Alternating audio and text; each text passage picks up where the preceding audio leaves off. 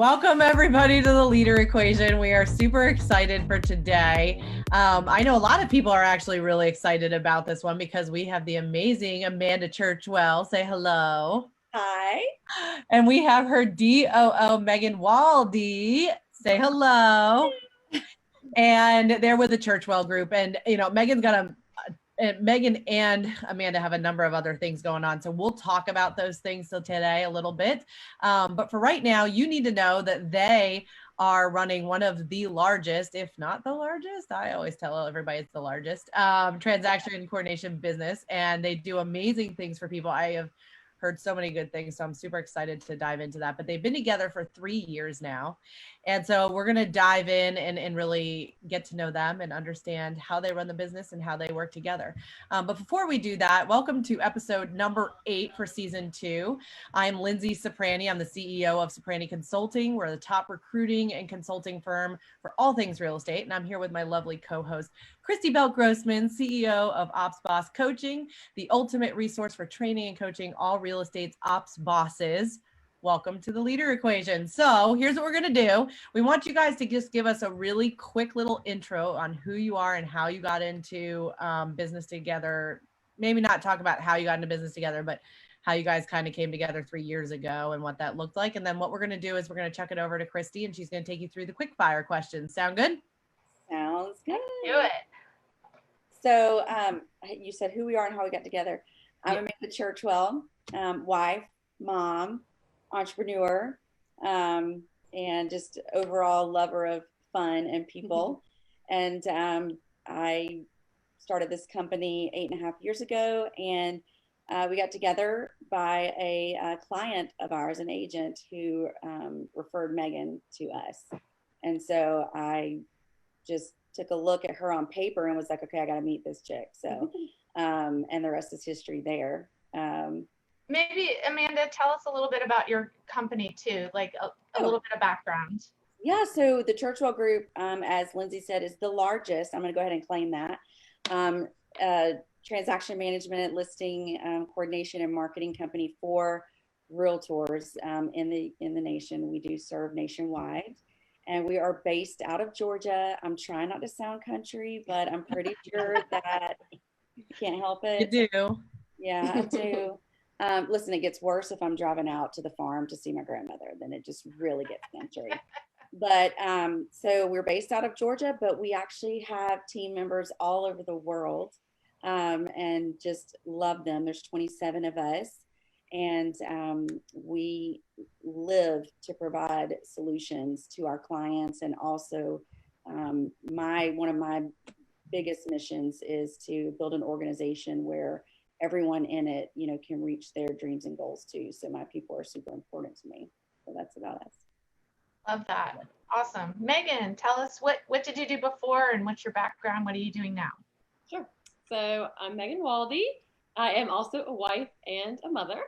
I was in banking for 9 years, probably more like 10 years, before I left the retail corporate world and joined a property management company and did their operations work. So I left that as that company was dissolving, and I didn't really have any growth opportunity, and knew about Amanda and hunted her down, stalked her, so that I could try to work for her company. Oh, I love that. We'll dive into that after we do the quick fire, because I want to know about, it's usually the other way around. So I love that you stalked her. I want to dig into that. So thank you guys so much for being with us. We're going to do our quick fire really quick. So how many years have each of you been in the business world? So I've been in real estate, so 6 years. Like I said, I've been banking before that. And then I've been with Amanda and her company for 3 years, a year and a half in the director of ops role. Yeah, I don't really like this question because it's going to tell you my age, but in real estate for 20 years. This company started 8.5 years ago. Before real estate, I was in hotel management. Okay, cool. Love that. All right. And then we usually ask people about profit. What do you want to tell us about profit in the beginning years and profit now? Well, Megan handles all the finances and money, but since she's only been here for the last 3 years, I'll just say that pre-Megan, there wasn't a whole lot of tracking. And well, that's not exactly true. My mother actually came in like year 2 and started running the books for me and like keeping me, straight. So really year 2 or at the beginning of year 3 is when we started tracking. So very, very little profit, like, 4 or 5% net profit those early years. And, we've grown that to 24% net profit. So last year. So in the service industry, I'm sure you all know, because you know your stats, but net profit is historically like single digits. And so we're super, super proud to have gotten, this far. That's awesome. Love that. That's a great achievement. All right. Let's see. Book that impacted you the most. For me, it was The Founder and the Force Multiplier. Yeah. Hey, Hallie Warner. So it's same, and I would like to say I introduced you to that book, right? Absolutely. Okay, good. All right, I'll take credit for that. It really did change my mindset as a leader, right? It gave me permission, to earn validation for some of the things I was feeling. And so since she chose that one as well, I also wanted to mention EntreLeadership, because truly that was like the beginning stages of my leadership development, and it is fantastic. If you're a small business owner, you must read EntreLeadership by Dave Ramsey. Yeah, whether you're a small business owner or an integrator, I think it's good Yes. for both of you guys. Yes. Streams of income. How many streams of income do each of you have? Megan? Just the one. Okay. Amanda? For now. For now, yes. I have 4.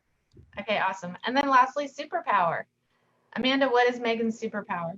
So she has a lot of them, but the one I have to say 2, and they're probably all the same, but it is just her ability to, and this is talking business-wise, she has other superpowers. Like her big superpower in her life is she's the Halloween queen. Like if you don't know Megan at Halloween, you need to know Megan at Halloween. All of October is a party. All right.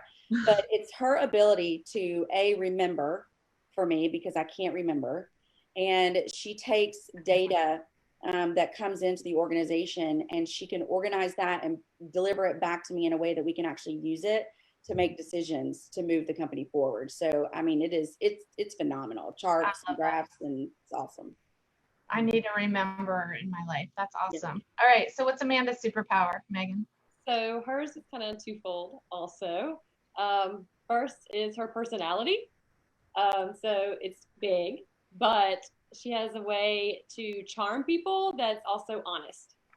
So that's what happened. And coupled with that is her ability to cast vision. So using her charm, she brings people in by casting her vision around it. I hypnotize you and trick you. I have experienced that. So I think that's exactly true. I call her like the Southern high D. Like she's the high D right to the point with that Southern charm. And you don't even know what's happening. It's awesome. All right, awesome. Thank you guys for being with us today. If you are joining us for the first time on the Leader Equation, we are chatting with entrepreneurs, owners, founders, CEOs, and their shotgun leaders about what adds, subtracts, divides, and most importantly, what multiplies your results. We call it the leadership equation. So I'm going to throw it back to Lindsay, and we're going to dive into the meat of the combo. Yeah, so walk us through. Okay, so Megan, you started, but walk us through how you started, how you grew into this role. Sure. So I knew when I left banking that it wasn't right for me anymore. I was searching for something else, so I didn't have a passion for it. Kind of was going off on my own to get out of the corporate world, work from home world, that kind of thing. That's when I joined the real estate company, the property management company.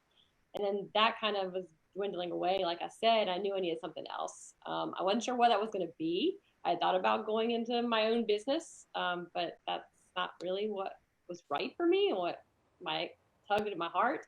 So I heard about Amanda. And so after a few times of stalking her, I was like, we have to sit down and have a conversation. We finally did. And she told me all about her company and the model and what she wanted, her company to be. And hooked me right from there. I knew this is where I had to work. And of course, the next line was, but I don't have something for you right now. And I was like, of course. She's like, I have a listing coordinator position. And I just knew, like, this is it. I need in. if I wait and hold out for a position that might or might not be there, it'd be lost or it'd be too late. And so I told her I'd take it and started as listing marketing coordinator 3 years ago. Yeah. What did you hear about her before? Yeah. Before you said, like, I knew I had to talk to her. What had you heard that made you think I have to talk to this woman? So I knew that she had hired, and like one of her first ways of hiring was inexperienced. So she would train women who are moms, and she would train them so they can have the ability to watch their children from home and work and provide income. And I love that. I love the service that she provided. Coming from a world where I often push products that people didn't need, it was nice to finally have something that if I was going to have to sell something, it would be something that I agreed that people needed. And just that's mainly the things that drew me in, and her personality. Having known her and met her, she had already charmed me. That's just so awesome because I mean, we don't hear that very often, honestly, because normally it's the leader who's, I mean, they are charming and selling the role or whatever, but you like genuinely felt like you knew you had to be in her world. And that just says a ton about Amanda, which is why she's here today. So, well, and I just wanted to say, like, the feeling was mutual, and it wasn't like, oh, okay, I've got this listing coordinator position. I mean, if you want in, you have to take it. It was like, will you please take this entry level position while we work to get to this leadership role? So it was very mutual. So Amanda, what did you see in Megan that you felt like I want to get her into my world? Yeah, so as I said, I mean, she came with a very high recommendation from an agent that I know. And I looked at her on paper, I saw a proven track record. And I looked at her as there's, you know, that whole emerging talent pool, and that's sort of where you really want to get someone, because I wanted her to grow my organization, right? And so she had that drive to do something big, and I could tell. Like, we met for coffee, and that's rare in my business. We're meeting on Zoom. Now listen, we were Zooming before Zooming was cool. Let's just that's what I say all the time. Yes, we have been virtual since day one, thanks to my dad. Thanks, Dad. He was like, don't pay for office space. Don't do office space. So listen, but we met for coffee because we were local to each other. And yeah, I mean, I could just tell, like, and she's like super smart. She's super smart. And she could tell me, you know, she could see a vision for the organization of the data that I was yearning for, that I just didn't ever see. So I was like, all right, I gotta have her. Love that. I didn't know she was so fun then. Like, I didn't know. Like, yeah. I love it. Well, so walk us through, what did that like transition look like? Like, how long did it take? And I mean, I would love to know too, Megan, were you like, get me out of this role? Let me get my hands on the business. Like, what did that look like? So yes, it was a year I did listing coordination. So while it wasn't horrible, it wasn't what I wanted to do. I just remember trying to do, okay, how can I keep doing this stuff so well that she has to make this role for me sooner? And so I was constantly in her ear, hey, I'm right here. Don't forget, I want to do this other thing. And so, yeah, it was a year after that we finally were like, okay, here's this role. Let's do this. I think that's a really important conversation, what you just said, because there's a lot of rainmakers who are looking for talent like Megan, who bring talent in, but you have to move fast enough to develop the role that they really want. So Megan, I'm just curious, like, how long would you have waited for that role? Like, keep on doing it, building it, doing it. How, like, at a certain point, would you have left if the role didn't open and you had to keep doing listing coordination? That's a good possibility. It's definitely a job that just wasn't meant for me, and while I could do it and do it well, I just felt like I needed something more. I might have lasted another year. I might have held out, but I don't think she would have waited that long. Yeah, I just think it's important to point out that, Amanda, that's kudos to you for seeing the talent, casting the vision, but then actually getting to the point where she could move into that other role. Linzee, you probably see this a lot in your world too, where rainmakers hire with a big vision and lots of words, but the action doesn't always come behind it. So you guys put the action into place. Well, and that's such a good point, because I mean, Amanda, so like, were you worried that you wouldn't be able to move her in there fast enough? Like, was that ever something that you were thinking about? And like, or were you like, I know exactly how many more clients I need in order to do this? Like, what did that look like? Okay. I'm always worried. Like tonight, I'll probably have a quicken in my stomach going, oh my God, my business is going to fall apart tonight. Like, while I sleep. That's just always there. So yes, I didn't want to lose Megan. Here's the thing. I'm telling you, I mentioned Entree Leadership book. I mean, I've been coached by Dave Ramsey and his team. I've been to Master Series twice, and they talk about this a lot. You want thoroughbreds in your business is what they call them. You want the donkeys out, right? And so I knew that Megan was a thoroughbred. I was already far enough along in my personal development and growth that I knew that.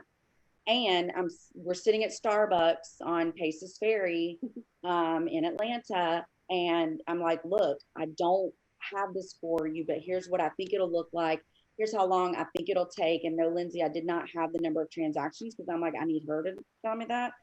But I just was like in my own way, okay, I think it's going to be this many months or whatever. And then we would just check in, and she would really check in with me, which is exactly what she does in her role today. They have to grab me, and say, all right, let's talk about this, stop long enough so we can, work on this.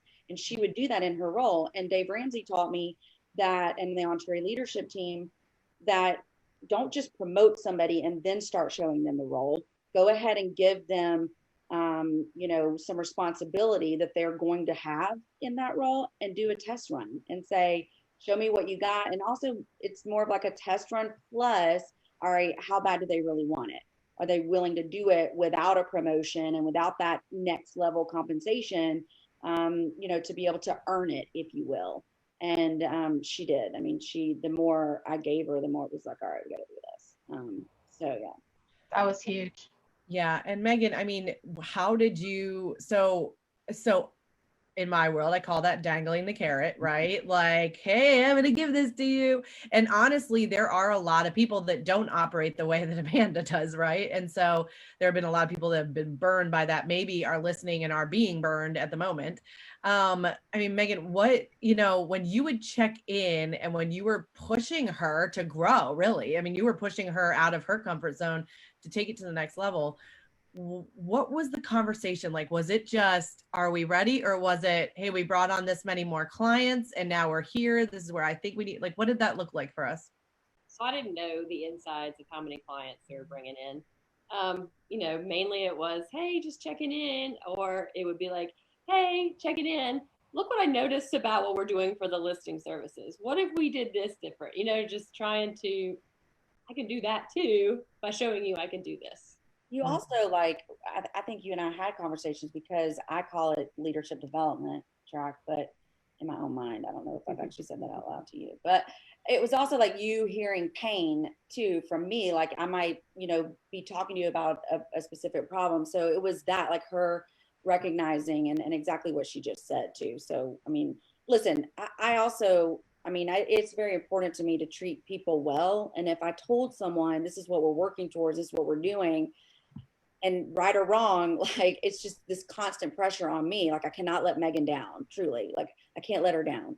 And so there was never like I had forgotten about it, but we do get busy and going on, these other paths or projects or whatever. So it's important that and also by her checking in, showed me that, she would be ideal for the role, because whoever's going to be in this seat, not chase me as in I'm trying to run away from you, but you got to come get me, right? And you got to kind of, what do they call it, like sit on a toddler, right? And get them to be still. But yeah. Well, because I think when you're the entrepreneur, when you're the rainmaker, when you're the business owner, time is different, right? Time to an ops person is completely different to the driver owner of the business. So time goes by, and lots of time can go by, but they don't even know lots of time is going by. The ops person is like, it's been a month, it's been 2 months, like we haven't talked about this, we need to sit down. So I love that Megan, not only you added value without being asked, you earned the role, you showed your potential, and then you asked for it. Those are all things I see a lot of people not doing. They're sitting and waiting. And the first part of that is mastering your role. I'm sure as listing coordinator, you were probably, I'm guessing, killed the listing coordination job, improved it, and added systems and made it way better. Yes. So yeah, I love that. Great You just example. triggered something, Christy. I think it's really important, especially for your listeners too, is that rainmakers or founders, they don't always have the answer. It's like not even close to always having the answer. And so instead of sitting back and waiting for the rainmaker to come to you and ask you for something, like Megan again suggested things, because I'm over here thinking, okay, I got to figure it all out and I got to figure out how this goes. And once I learned that no, you bring someone alongside you, but that someone, Adam Hergenrother said this at a conference last year, and it changed my world. He's like, I want people who want to get up out of their seat and run alongside you. And in that, I literally quote it almost daily. I mean, seriously, even if it's just to myself. And I mean, she did. She like raised her hand, got up out of her seat, and was like, I'm coming with you. And so I don't have to have all the answers. Like, she helps me in that. So, and rainmakers, if you're listening, like, get out of your own way. Allow someone, you know, to help you. Because quite frankly, it's even better. Like, the freedom is even bigger when you're not carrying it all yourself. Tell me really quickly, you know, I didn't prep you guys for this, so I apologize, but how many people did you have in your organization that had been there for a lot of years that maybe wanted a promotion like that? And then Megan came in and showed herself and showed her talent. Like, was that an issue at all? Yes. Yeah. Actually. And someone ended up leaving. I just whispered her life. Non-prepped. Yeah, non-prepped. But so yeah, I mean, it was just one of those things where, and I was having multiple conversations. So Megan was always going into that role, and I'm pretty sure that we spoke about that openly, you know, to the company. Like, people, I'm sure, I just can't remember all if we like had formal talks, but I know we spoke about that. But yes, and so it just is one of those things where you don't owe someone, just because they've been there a long time, a particular position or particular pay. Like, there's not well, I guess there's a participation award, but not like in, you know, in kids sports. Like, it's just, what I do owe them is, you know, to treat them well, and to be kind and truthful and, you know, upfront with them, right? So if they're not going to be the one for it, I need to let them know. But it's perfectly okay to bring in someone even from the outside who's brand new to your organization, when there could be someone that's been there 6 years, or 5 years, which is in my case, if they're a better fit. And, you know, I also, big for me is, do I like this person? Do I get along with this person? And because I know in my mind kind of what I'm envisioning, and like, she didn't know what her life was going to be like, you know, like trying to wrangle me, but I did. And so I just needed that person beside me that, you know, I actually liked, and, you know, wanted to be there. I think we have a ghost. So, yes.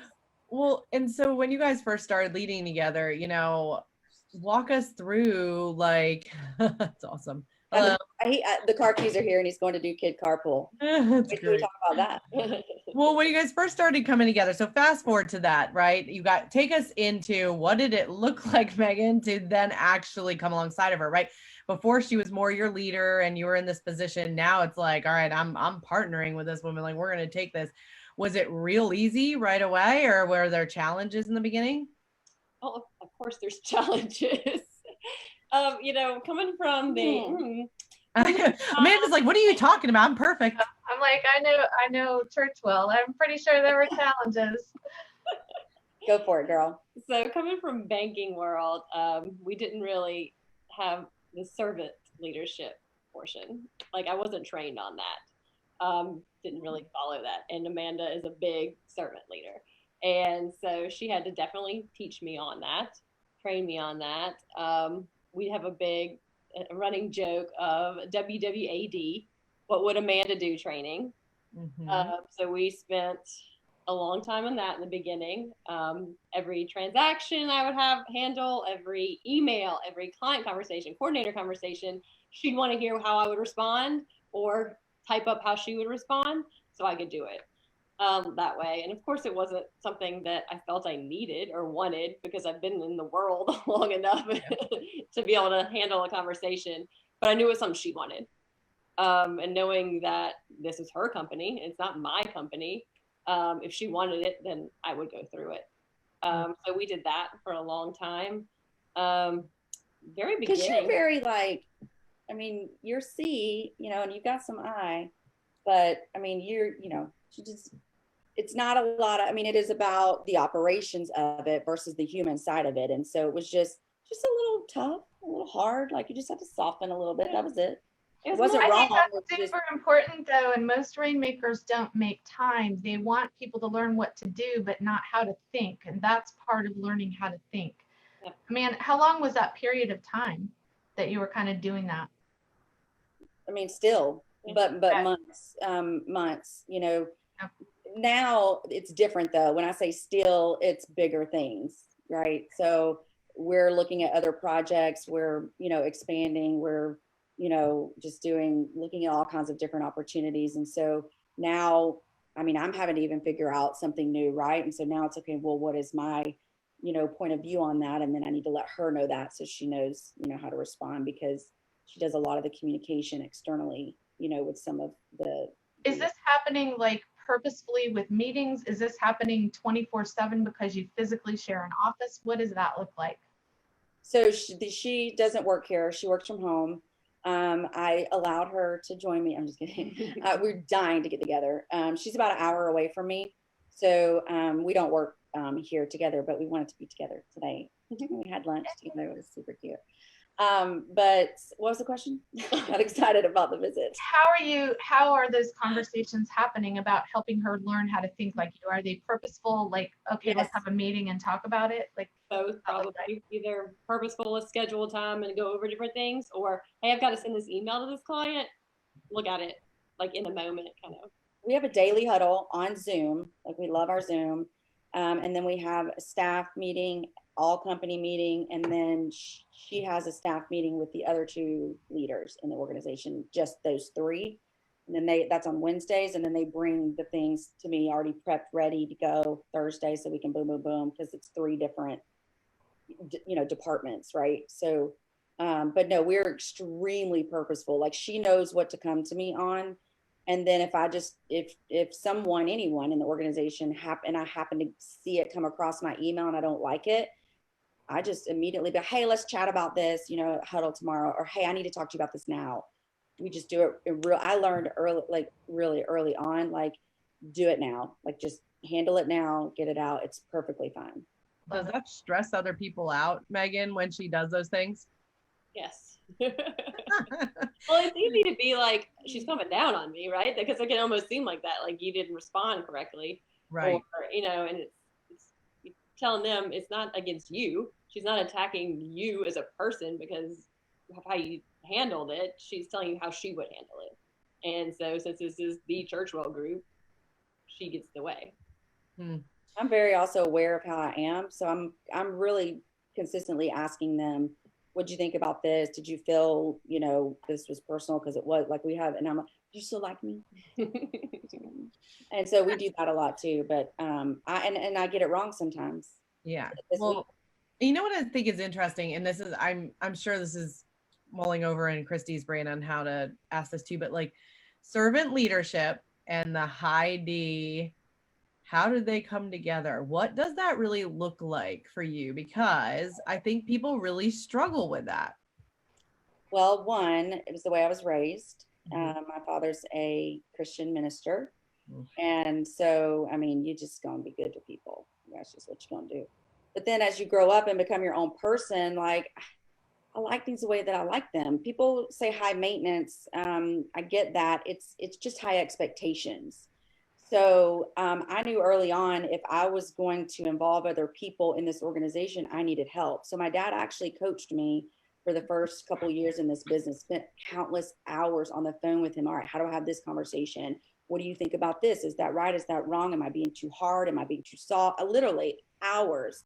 And then I went to formal coaching, and my good friend David Patterson coached me for couple of years, and during that time also did on-trade leadership coach. I mean, I just sought out how to be, because one, it's just the right thing to do. Like, these are human beings, like, you need to treat people well.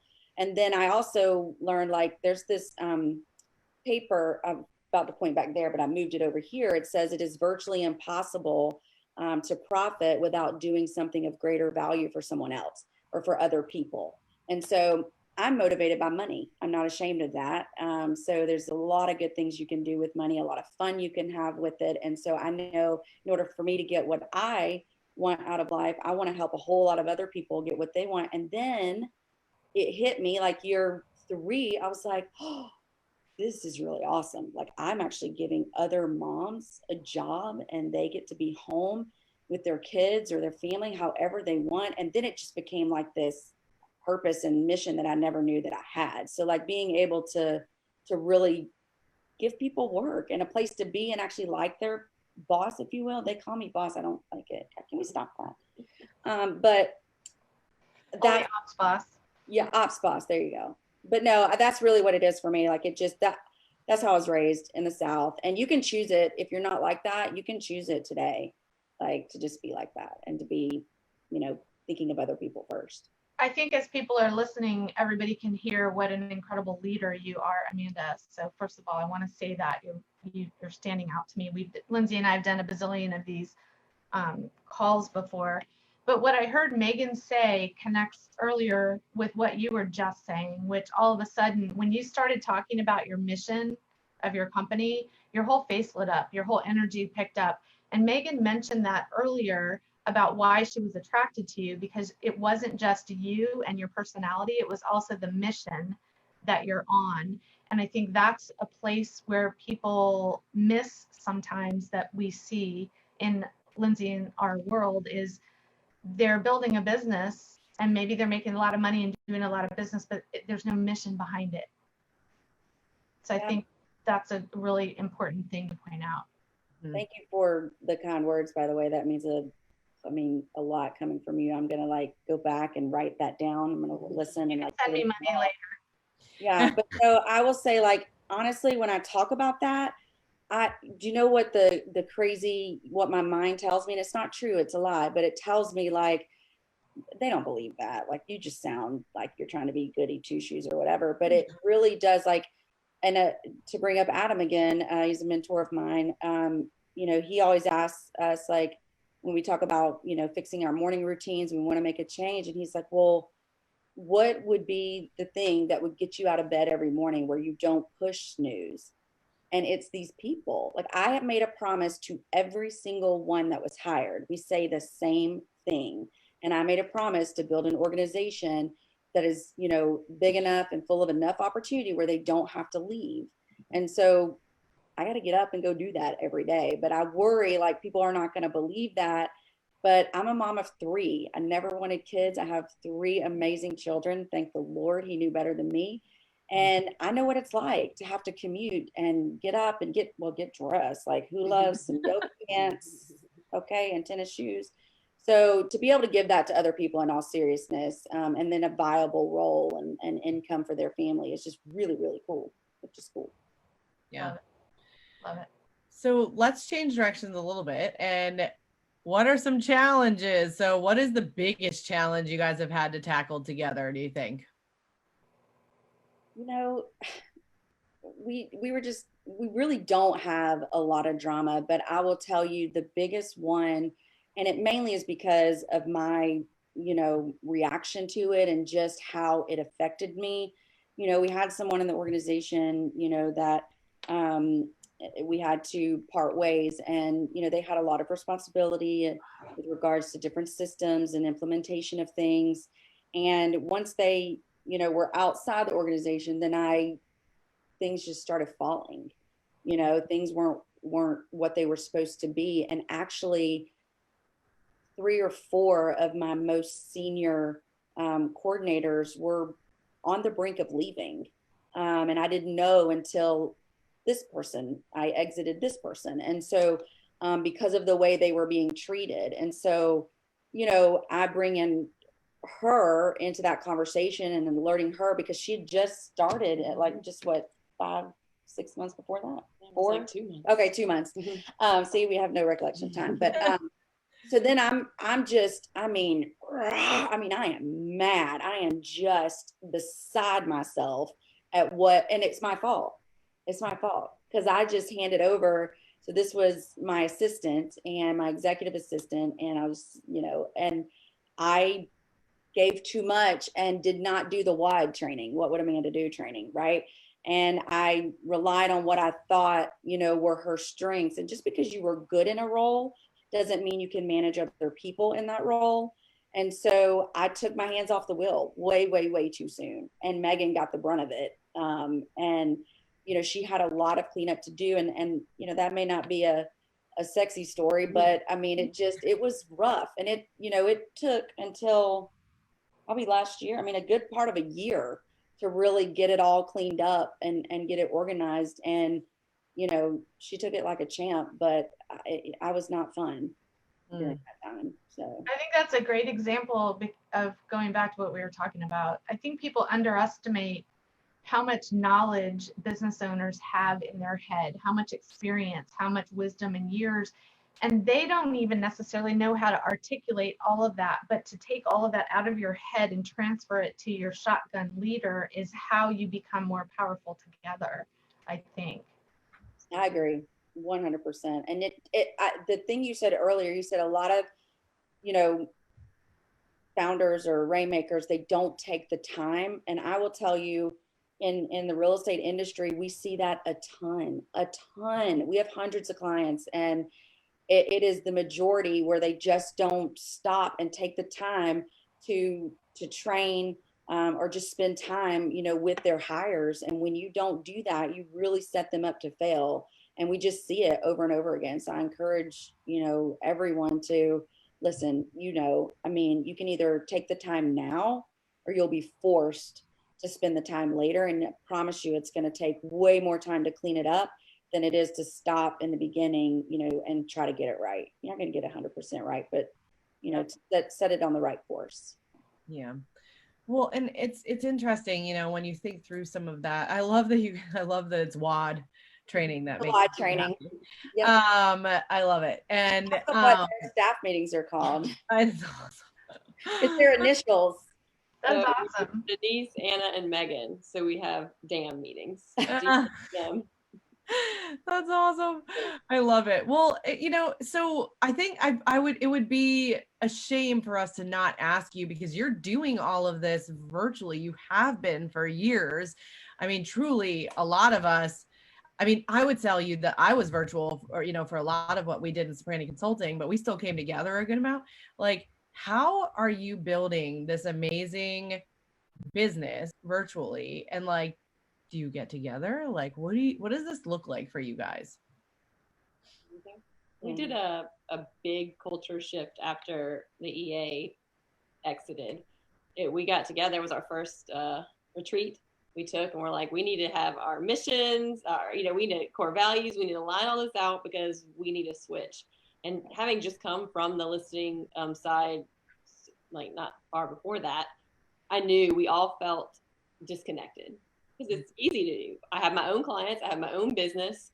I don't need to talk to you. We don't talk. I just do my thing. And I knew if I was feeling that way, even though I was trying to get it on the inside, that everyone else was probably feeling that way too. So then we decided, where do we go from there? How do we switch everybody? And being a servant leader, she didn't want to throw all this new stuff on everybody right from the beginning. So we just started slowly last year trying to change that culture. We do team meetings weekly. They're an hour every week. Those have gotten better and better as time has gone on. We have music. She does a culture lesson. We actually have Denise, our client relationship specialist, lead them, and she's very funky and fun and just amps everybody up. We talk about our goals as a company in those and like break those down and where we're at. And it really helps, I think, make them think of their individual, how they're contributing to the team. We always get together every year for our Christmas party. We're actually trying to plan something this year, mid-year, to get everybody that can be together. And just what else do we do? Yeah, monthly one-on-ones with everyone too. And then, care calls, checking in. We try to, and Denise, our client relationship specialist, she implemented, well, actually all y'all did, I'm sorry. But Denise sort of headed up the monthly challenge. So we did a fitness challenge in January. This month is Smart Dollar, which is another Linzee product to get everyone, Personal money management. Yeah, personal money management. But the bigger question, yes, I mean, it's been haphazard again until Megan. And so I love to get with people. I love to hug, like I really do. I miss my hugs. And so a lot of the initial team members, they lived locally in Georgia. And so I would see them, every now and then. Some of us, are friends. One who's still with me today, Beth, she's been with us over 6 years, and our kids went to preschool together.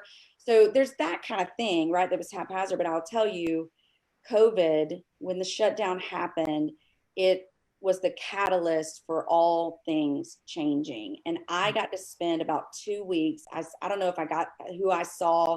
It wasn't my original idea, but I wanted to deliver packages, fun packages, care packages to as many team members as I could. And then I had, was it you or Denise that shipped them?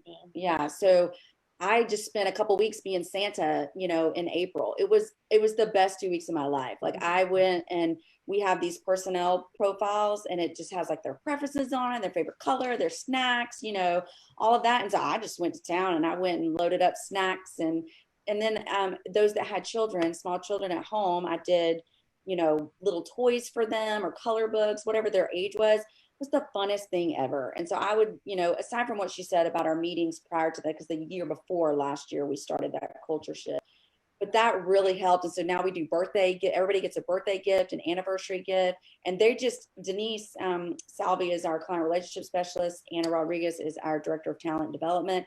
And the three of these ladies really came together and are 10Xing our culture around our people. So it's a work in progress. Ask me in a year where it is. I hope it's like, I don't know, skywriting over their house. I don't know.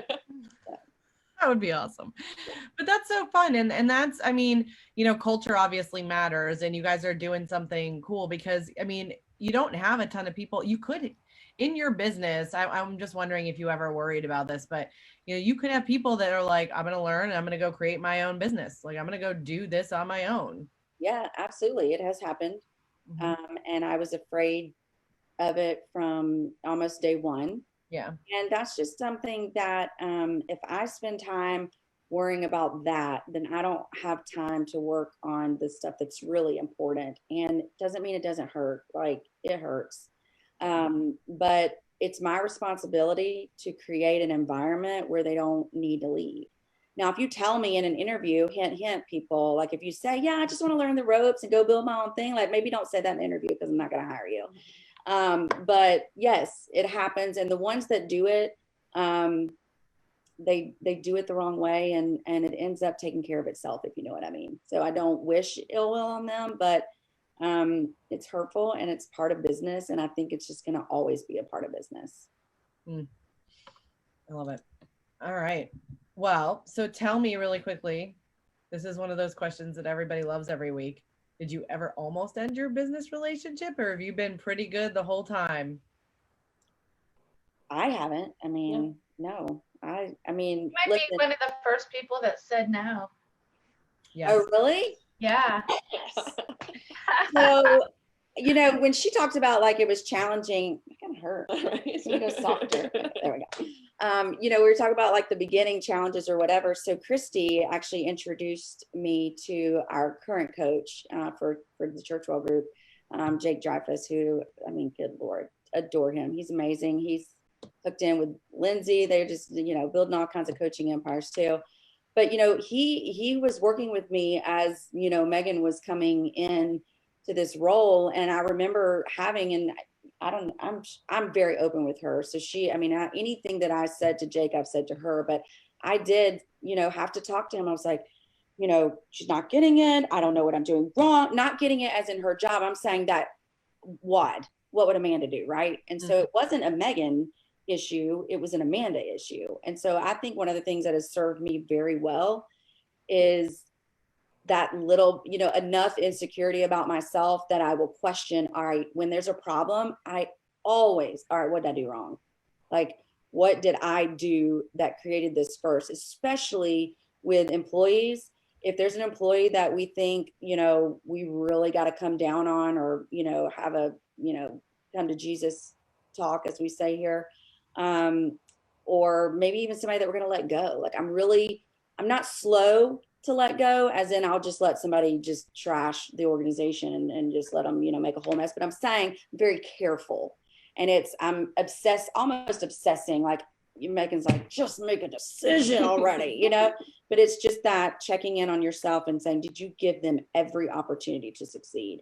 And so with us, that is the only thing I can tell you, is that in the beginning, everyone feels this way. Like, it's just, it's such a chore trying to get it out of here over there.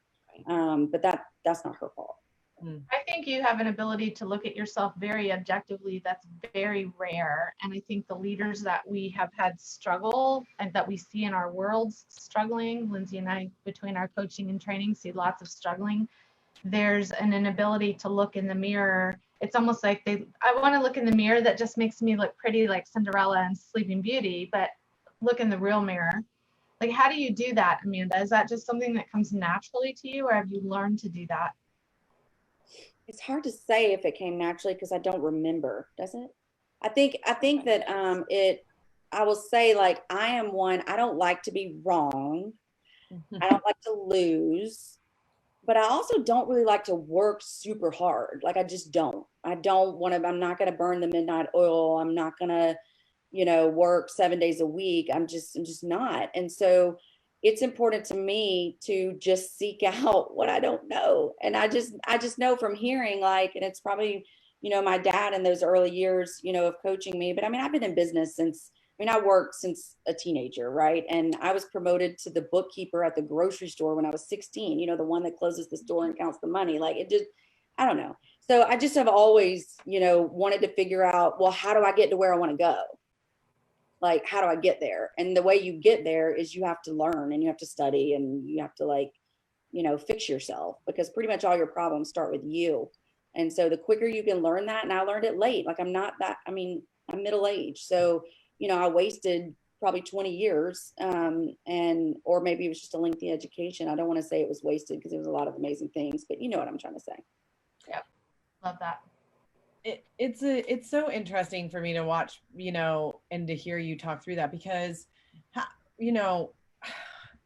what do you think was one of your biggest learning, moments of, like, holy moly, okay, I'm clearly not doing this WOD thing well. Like, I'm not letting her know, like, and what was, give us an actual example, if you can, of something that you changed or something you did. I mean, I know that there were the emails where, Megan might say, well, here, can you check this and see what you think? And I know there was some micromanagement around that a little bit, but how did you start communicating? Because I do think that that's one of the hardest things for people, is how do I help her get to know my brain? And actually what we've had happen on this podcast a lot is people are like, they just learned who I am and they just figured it out. And I think that's great, but it's funny, like, when I worked for Matt, I would sit near him and I would ask him, like, I would call him up and I'd say, here's what I'd like to say in this negotiation. This is what I'd like to say. And he'd come back and say, here's what I'd say. And I'd go say it. And I mean, that is how I learned how to be him, is we did that all the time. So tell us, like, what other tools can somebody have if they are struggling with this? You should definitely ask how they would do it first before there's like this, another paper over here, a question is better than a statement. So that came around to, like, how can I help first? These are all notes from my dad. They've been written down for 6-7 years, whenever he started, 8 years. But that was just, I mean, it is not hard. Or maybe it's not complicated, I should say. So it's creating space. So it's literally, we have it on the calendar, our daily huddle. I can't remember a year and a half ago. I couldn't tell you what the day was like then, but it was a lot of that, a lot of calls. Were we Zooming then? Mm-hmm. Okay, we were Zooming then. So just a lot of Zoom, just going through it. I mean, you just go through the scenario, and then If it were like an email, like that micromanaging thing, I mean, she'd have to text me and be like, hey, there's an email I need you to check. But it wasn't, I mean, Megan didn't need a lot of, I mean, again, she was super smart, very business savvy, and she knew how to talk to people. I wasn't worried that she was going to go country in an email, right? Because once well, no, you're from Mississippi, but that's not country. What's that called? Is it country? Okay. You're not redneck. There we go. I might be redneck. But we're up north, it's all country down there. yeah. So it wasn't that. It's just I'm particular. It wasn't right or wrong. It was literally, this is the way I want this. Not, I need you to file the paper in this order and alphabetize the file. No, I'm saying the external picture, that external view, you know, so how are people seeing this? How is it perceived on the other side of this email or phone call? And guess what? My name's on the door. So I don't want people thinking like, you know, I don't care, I'm an idiot or whatever. So that's really all it is. It's not complicated. It just takes time, right? It's about like me too, not taking it personally. She's not attacking me and me, like, you know, I think that's a lot of people get in their heads about that. Yes. And immediately like try to get defensive and fight back. And, you know, I do enough personal development too to no, it's you know, I'm not going to act that way. It is her company. Yeah. And she doesn't roll over though, which I love, because if she feels strongly about something, like I have given her the authority and the room. All right, bring it. You don't like what I'm saying and you think you got a better way, show me. Like, let's talk, let's go. And sometimes she wins and sometimes I win.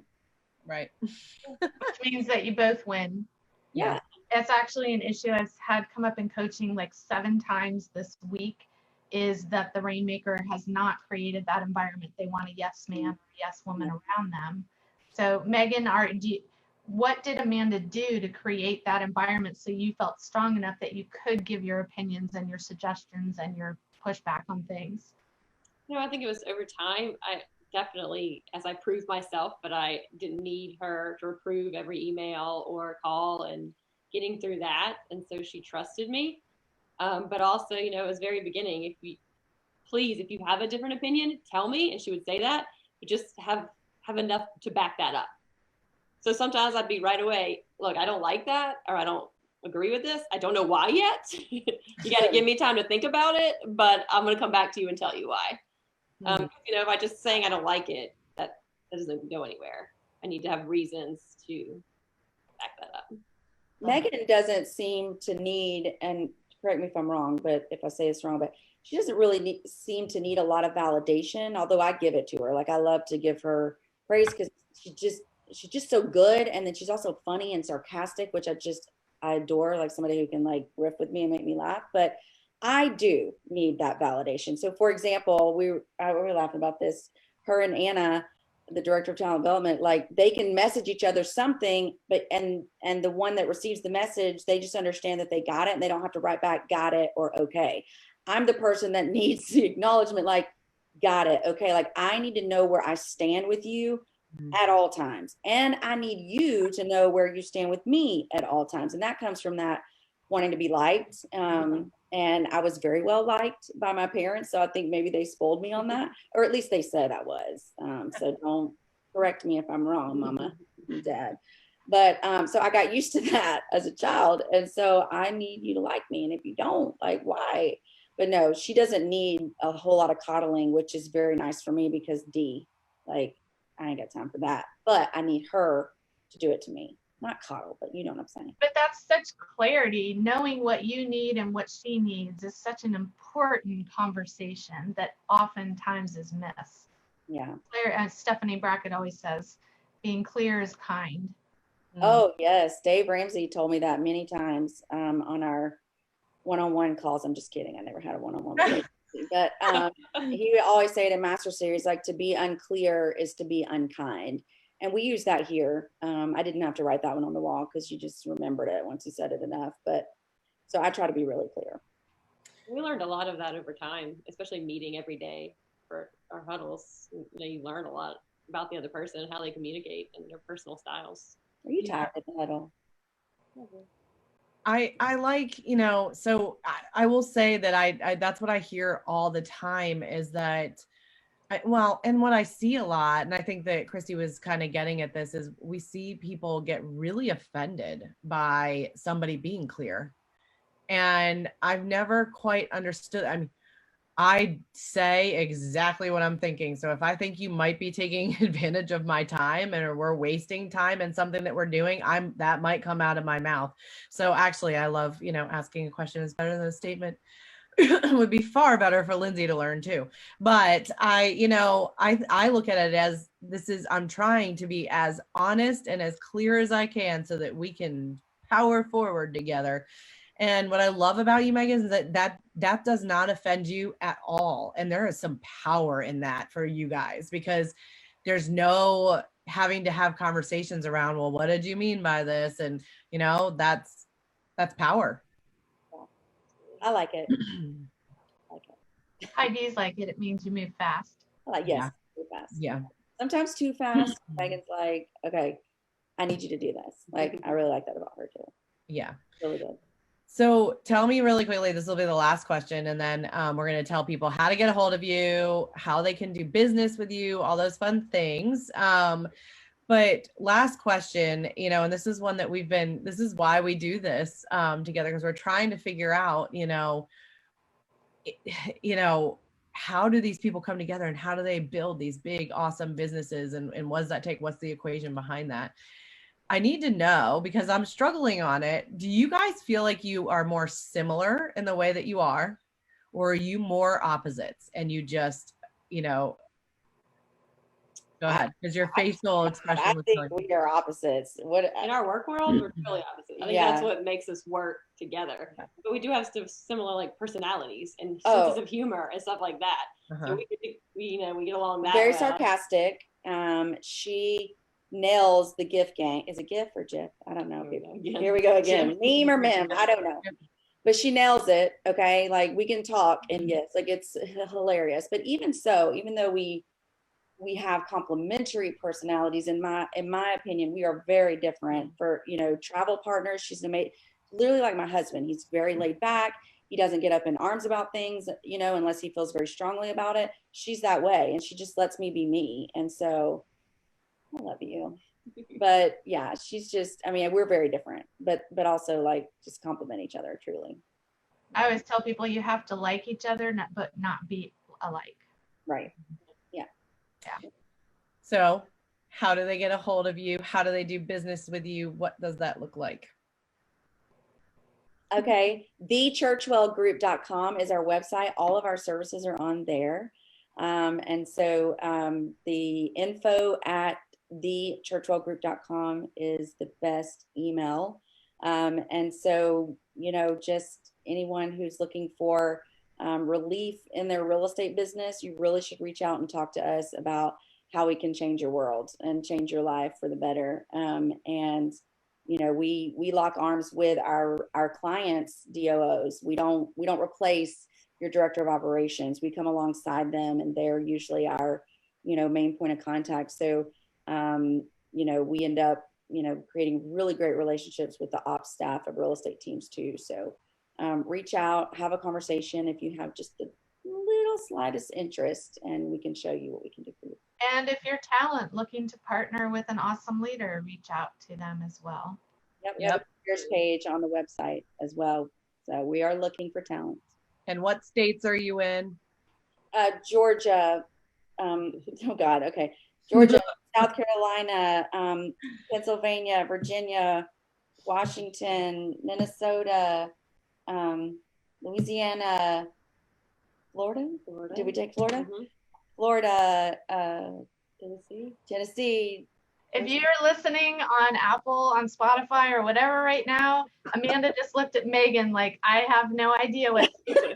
Can you please? There's a map over here with pins in it. Let me look, but I don't know geography, so nope, because it ain't labeled. Basically, it doesn't matter where you are in the United States. Reach out, because if they're not there now, they probably will be. That's right. Absolutely. All right, ladies. Well, thank you so much for spending an hour with us. You gave us so many amazing nuggets, so many books to read, and so many good things. So we really appreciate your time. We're very thankful for Our you. honor, Yes, truly. Thank you guys so much. Thank you. Ladies. Bye. Bye.